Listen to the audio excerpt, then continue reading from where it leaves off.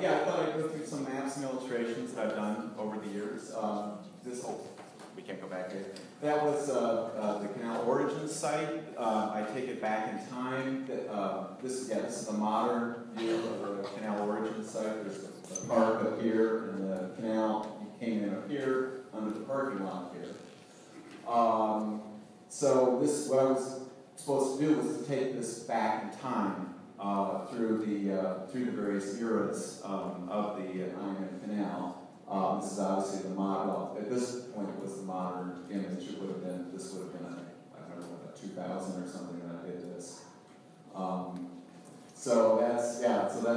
And these were mounted, I guess, on plaques along the walkway, basically.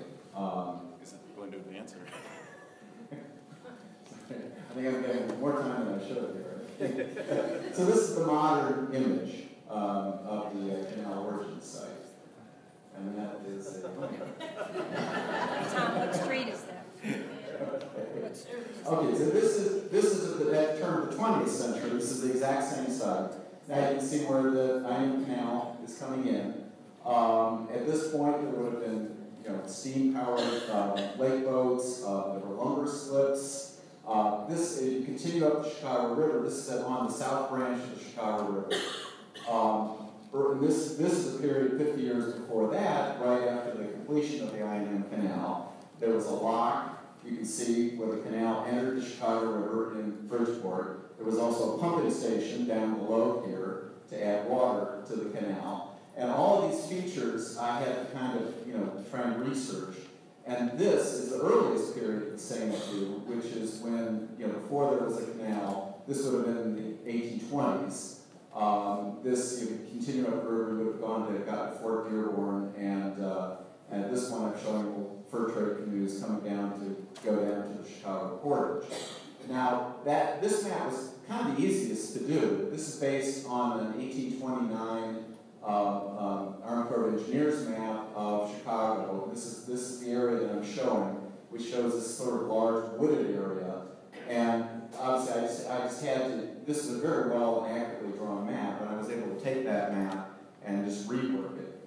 This is the same area. A little later, this is in the 1850s. This is a Blanchard map showing the lumber slips that have been put in.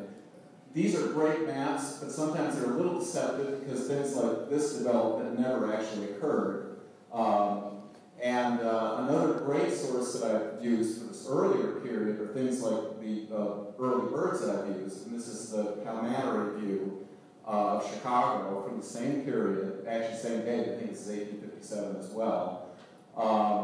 Showing all the industries along the Chicago River. The thing about the Palmatory view, though, is that it shows things like the lumber slips and the canal very accurately, but once you get away from the river, it's sort of, the artists really weren't rendering every building in the city at that point, so you kind of have to pick your way around it to try and find the details that you can use that are accurate.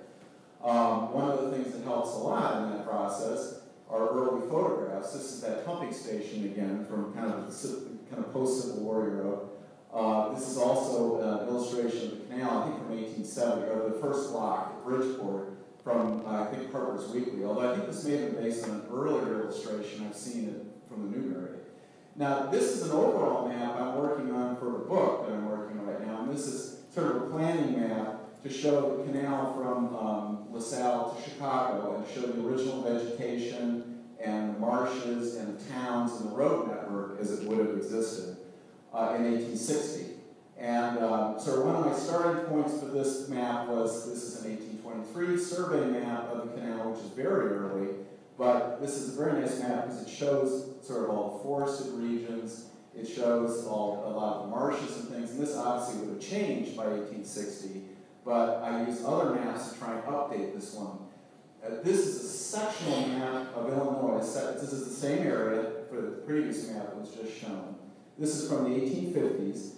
A map like this is very useful, but it's also, in terms of showing the road networks, but it's not entirely accurately drawn, so I have to kind of use a map like this with a grain of salt.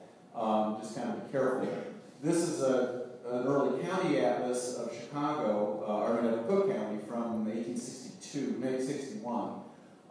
This is much more accurate road network, but it doesn't show me any of the forested areas that I want to include. Also, some of the roads, some were planned, weren't actually built. So I used a later atlas. This is the 1876 County Atlas of Cook County from Union Atlas, which is a little more accurate and can show me some of these subdivisions and things that maybe from the earlier map that didn't pan out. But plus also give me a little more accuracy on the road network, even though this is after the period I want to show. And then right around the late 1890s, you start to get very accurate USGS survey maps. This is actually Mount Forest Island here. And this is much after the period I want to show, but there's a lot of detail on a map like that still existed at that time. This going to the other end of the canal, this is an illustration I did, which is in Lock 16 of the saddle. This is the western terminus of the canal. And here, another great resource for doing town views and things like that are fire insurance maps. This is the same area that's shown, and this is one of the maps that I used to do that illustration. This is a little later than the time I'm trying to portray, but once again, it shows earlier features where they still existed. This is the two basins, Steamboat Basin, the Turning Basin. This is sort of zooming up on my drawing. This is the Lock 14 with the canal, and this is a grain elevator, which was along the upper basin. And you see these sort of platforms going into the elevator. They would take the wagons in those and right up to the elevator and then use gravity to drop the grain down into the elevator. So in this sort of detail is possible because of things like these fire insurance maps, and early photography as well. I mean, there's just an immense amount of detail that's shown. If you look at that elevator, it'll tell you, there was a corn sheller and wheat dryers, and then there's also the early bird's eye views, which start to get even better and more accurate than that early camaraderie that I showed you, which are also great references, along with early photography. So this sort of some of the things that I use to try and do these maps of the canal. The thing I love is that there's all these resources that are out there. If you do a little picking, you do a little, you can find all kinds of things to make producing some of these early views possible. So, any questions?